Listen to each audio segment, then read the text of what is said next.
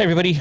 I am Eugene Driscoll of valleyindy.org, trying something different today in the spirit of what all our local governments are doing, making the transition to a Zoom video conference. And joining me for this very special episode of Navel Gazing the Valley Indy podcast, of which I'll also post the audio, is Derby Mayor Rich Dziekan. How are you, Mayor? Doing good, Gene. How you doing? I'm doing all right. And his Chief of Staff, Andrew Baklik. Hello, Andrew. Hi, Gene. So I thought the first thing to ask you guys is whether there is anything new or appropriate or anything you want to share with the public before I rattle through a few questions. What do you guys want to get out there, if anything? Well, basically, we've been staying in touch with the state governor's office. Matter of fact, yesterday, Lieutenant Governor Bicewicz called us at 11:15. We have a daily 11 o'clock briefing with all our chief of staffs and department heads in Valley Health, Griffin Hospital. But the Lieutenant Governor called us, filling us in on what's going on. We had some questions for her about union stuff, work schedules and stuff, and what we can do. They've been monitoring the whole state. They were telling us we're doing a great job down here. We're very aggressive on trying to curb all this and get ahead of the curve, especially with Griffin Hospital doing the testing site there. So they're monitoring what Derby is doing. So I was kind of impressed by that. But like I said, we're just getting all the information, and whatever funnels down to us, we put it out to the rest of our staff so they can filter it out to their workers, and just getting the information out and just trying to wash your hands, keep your distance, stay home. And so basically that's what we've been doing. And Drew's been really spearheading a lot of this with our video monitor or video conferences and stuff like that. He can fill you in a little bit too. Well, how about, first of all, in terms of the Griffin Hospital testing center that is set up? I drove by a few times the day before it opened and the day it officially opened. Any idea how that's going in terms of the people that are coming in? Are they able to manage it? Are they being overwhelmed? How is that going? I drove by a couple times. There are a couple cars there. It's not like you've seen down in New Jersey where there's like thousands of cars coming through. No, we have had no problems. We've been keeping in contact with Griffin Hospital. The police department's been driving through. They have security there. No problems. They're doing their testing. The one positive result for Derby came out of that testing place. So I mean, it's moving forward. And then, okay, you had just mentioned the one positive and I'll try to, well, no, I'm not going to try to share a screen. I'll mess it up. But, as we record this at 11 a.m. on Thursday, as far as we know, there was one positive case in Derby. I should also mention that the Griffin Testing Center, you need a doctor's order. You cannot just show up. And then in terms of that's the latest. We know there's one positive case in the city of Derby. Yes. Yes. We should also point out Dr. Matthew Carter a few weeks ago on the state level said he used an estimate. Well, if you got one, it probably means you have 100 that are circulating, but maybe don't have the symptoms enough to get them to go get the test. So we should just temper that, I suppose. Yeah, and I think the best advice that we've heard so far from anybody is just assume everybody's got it and behave that way. This is the closest I've been to anybody in probably 2 weeks. But the mayor and I, we're kind of self-quarantined. Our staff is in this building still, and we're all doing what we can to stay safe and wash our hands and sanitizer. And the custodial staff has been great at really sanitizing all the common surfaces. And we're trying to have continuity of the services that the government offers as it relates to, town clerk's office, the building department. Trying not to create any additional hardship for people, because obviously there's a lot of hardship people are having out there financially and childcare and everything else. I know Dr. Conway on the school side of things seems to be very much ahead of the curve with what's happened throughout the state with the remote education out of the distance learning. So that's been really good. That was something that I think we were really well equipped for, as opposed to some other districts who I think are still scrambling to set that up, get kids Chromebooks and things like that. So I can just say it's been all Corona all the time for us over the last 2 weeks. We have really, like a lot of the other stuff that we normally would be doing in here has really ceased. Been put aside for the. How about in terms, I'm sorry, Mayor, go ahead. While we're talking, things are just popping into my head. Just got a report from the governor's office for small business owners under 100 people, up to $75,000 for a grant, or not a grant, but for a zero interest, 12 months, and then another 6 months if you need that. But there's some requirements and prereqs that you have to do. But if any of the business owners go onto the state of Connecticut site, they could find out the information on that, or they can call my office and we'll get them directed to the right website. Give your phone number for people. The office phone. 203-736-1450.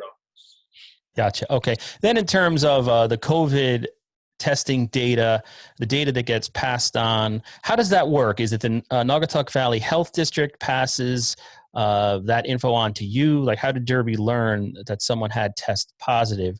And then I have, and I apologize in advance for a morbid question, but it's things that are circulating on Facebook, and people ask me, unfortunately, in terms of when and if, or maybe not, pray to God, someone passes away from the coronavirus. Is there any process that is set up where the city will release that information, or Naugatuck Health District gets it to the city? What is the communication line like, and how does it get to the public? Well, Naugatuck Valley Health Department is basically spearheading this. So when the results come in, they are notified, and Jessica that's up there is in contact with each of the CEOs from Naugatuck all the way down through Derby, and we get a personal phone call from her letting us know the basics that somebody tested positive.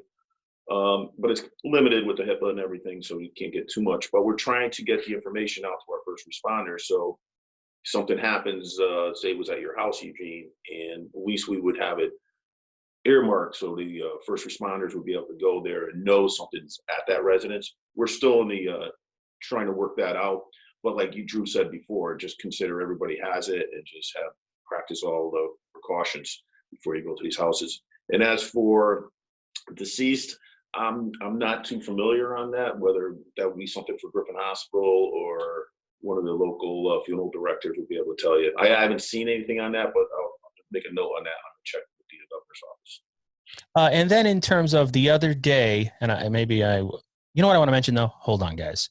I just want to mention real quick that there is a fund that has been started that people can go to. And let's see if this works. I'm doing the share screen. I'm like Andrew Baklik now, master Zoom operator, or Mark Garofalo, I guess, the other night. It's called here are the groups that are behind it: the Valley Community Foundation, Valley United Way, Greater Valley Chamber of Commerce, and the Valley Health and Human Service Council. They've all come together to establish the Valley Community COVID-19 Response and Recovery Fund. Again, there's a link on valleyindy.org to that, or you can go to the Valley Community Foundation website and donate money. And that money is going to be used to help the nonprofits and basically your neighbors all over the Naugatuck Valley who are going to be financially impacted by this. This podcast is sponsored by valleygivesback.org, but I wanted to throw a plug in for that effort, as I'm sure you guys are aware. Yeah, no, that's excellent, Eugene. I mean, anything that we can do, I mean, just the basics. Local businesses have been giving supplies to our fire department, police department. People have really been stepping up to the plate and really doing what they can do, or whatever they can do to really try to stop this. I mean, we got to work together, and the community's coming along really well together. We're very happy with our residents. I've been impressed by that too. As you know, you mentioned the community foundation, but all the local nonprofits and organizations, whether it be Team, the local business owners, to the mayor's point, the restaurants, and I had Jay Carlucci on yesterday. Everybody's really going through their own sort of struggles here, but the fact that we're kind of banding together and trying to get things done collectively is great.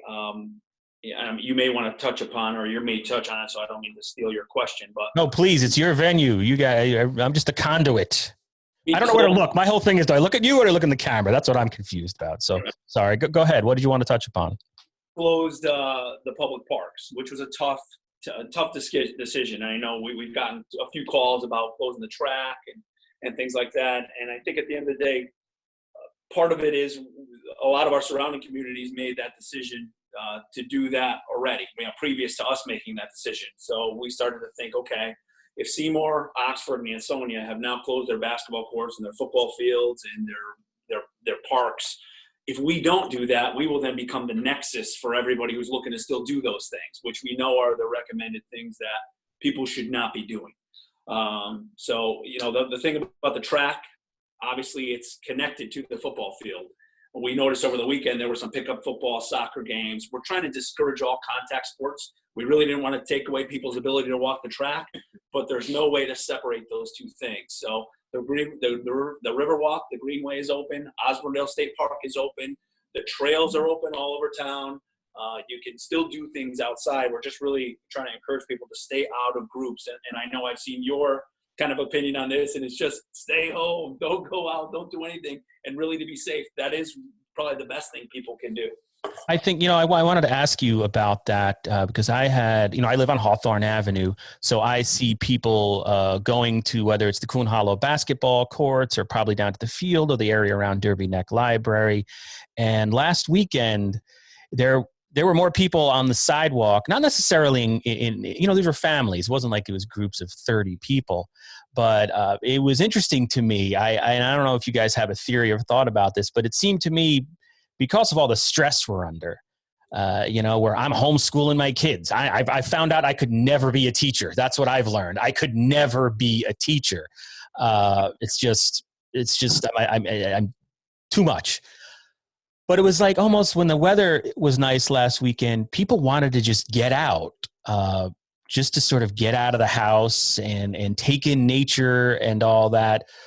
But at the same time, everybody had that idea. Everybody was doing that. And then you had groups coming together. Do you think, like psychologically, Mr. Baklik, because I know you're the guy with the PhD in psychology, right? So what was going on? What's your theory, or Mayor Dziekan? Why do you think people were out in large numbers? I heard in a press conference that was streamed by the governor, one of the state parks was filled to capacity last weekend, which is...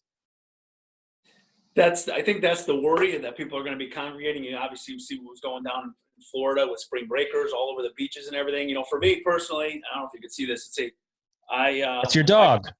Dog the other day, and I said it took a pandemic for me to put a leash on my dog and take her for a walk.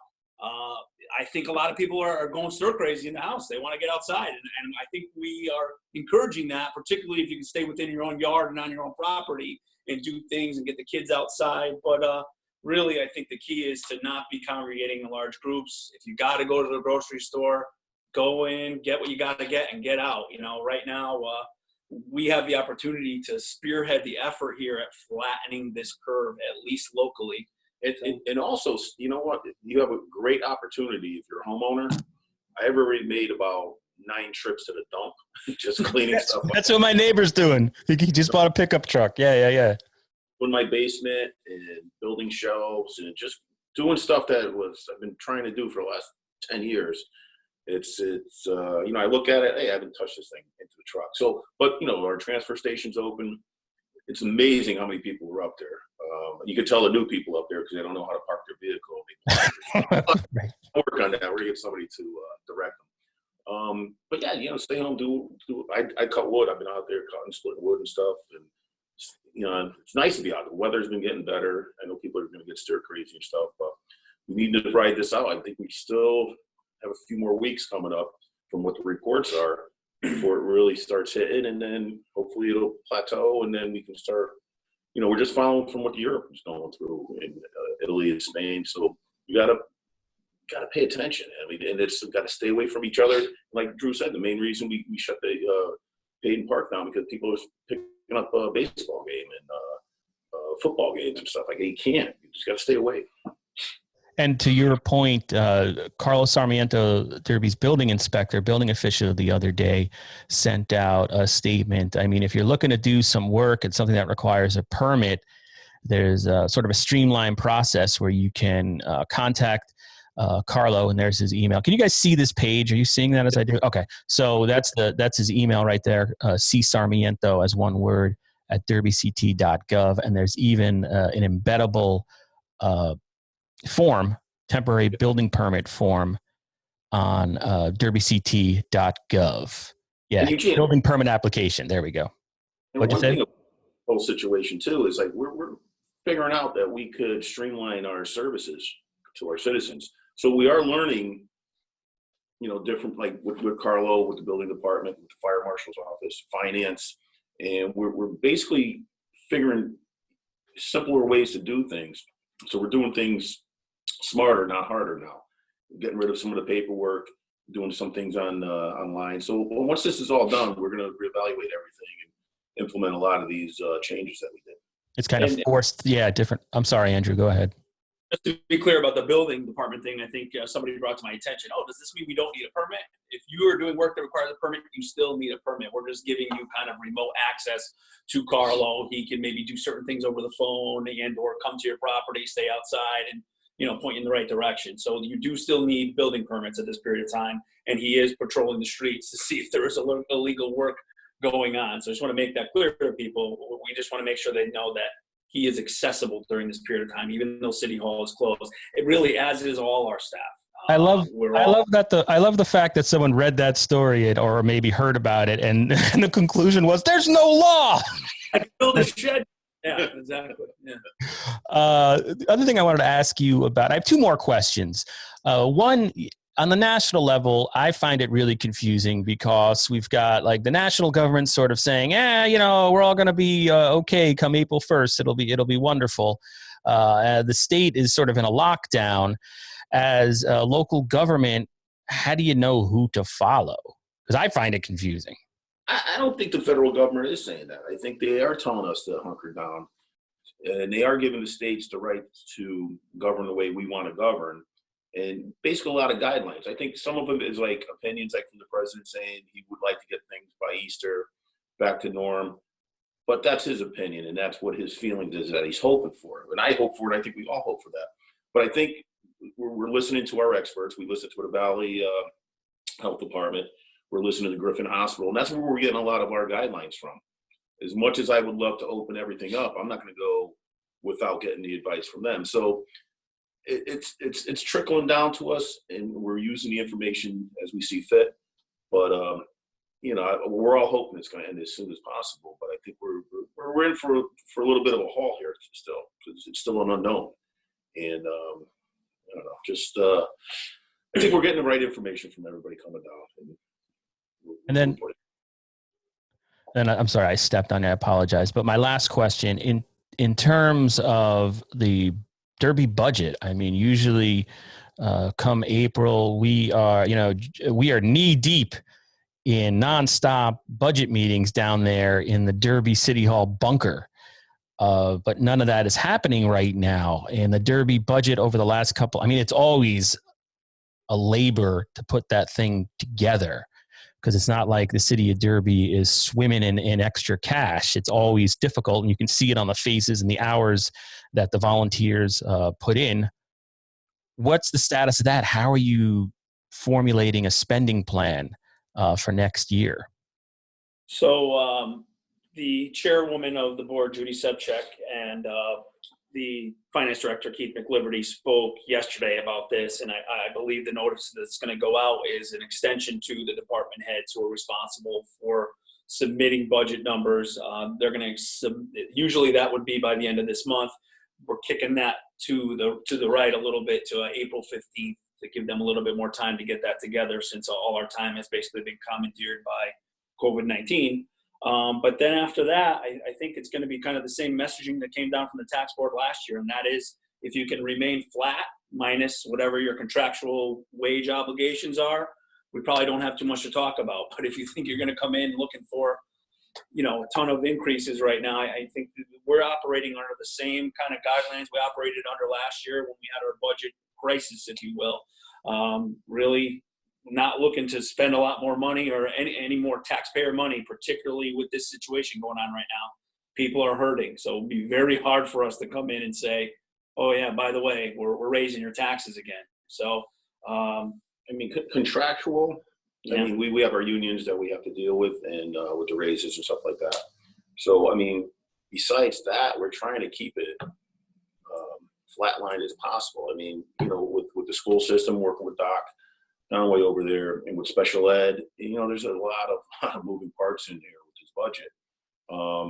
The governor's given us leeway to have meetings like this, so we don't have to be in the same room. So we're going to be getting the budget moving forward. I mean, we're still getting our requests coming in from the outside agencies that we usually support. And, it's going to go. Government has to keep working. I got my people in here, finance, building department, fire, police, public works, and everybody's here. We still got, water pollution control. We got to keep moving forward. I mean, I want to give a good shout out to all the workers here in Derby. They're doing a phenomenal job for what we have. And hopefully once this is over, we'll be able to take a deep breath, relax, and, keep moving forward. So once again, thank you to all the city employees for what they're doing. All right. So those are all my questions. Unless there's anything else, either you, Mayor, or you, Chief of Staff Baklik, want to add. Well, fishing season opened up. The governor opened it. I saw that. Yeah. Of our natural beauty and our natural resources here, the Housatonic and the Naugatuck. I see guys and women out there fishing constantly. And talk about people that separate themselves when they're fishing, because you don't want to fish next to somebody else and let them into your hole where you're catching everything. So you're naturally just separating yourself. So I think that's a great opportunity to get out there, enjoy the resources, and be outside and have some fun. There you go. You, Mr. Baklik? No, just a shout out to the local businesses and especially the restaurants. Obviously that's the world that I come from, so I feel kind of the pain of the wait staff and bartenders and cooks out there, and appreciate kind of the shift in operations that some of the businesses have, not only in Derby but also locally. I see things like the Hub giving out a free meal every night and paying it forward with pizzas and donations, and kind of like all that synergy. And it's almost sad to me that it takes something like this for us to do things like that. So I love all the goodwill stuff that's going on. I think you can get swallowed up and stressed out by all the negative stuff that's flying out there. And I know there's been a lot of mental health concerns where we're definitely talking to our workforce about that. But I think everybody's just got to kind of, keep calm and do what you're supposed to do as an individual and with your families. And, we'll ride this thing out. So we have every confidence that in Derby, we're doing everything that we can to kind of spearhead that effort. So. All right. I want to thank you both very much for coming on. And I'm available if you ever want to get anything out to the public. And I think I heard the mayor's phone ringing, so you guys probably have work to do. That's right. And Eugene, thank you for what you're doing too. You are getting everything out there for us, which we really appreciate. No problem. My pleasure. Thank you. Good luck with the kids at home. Yeah.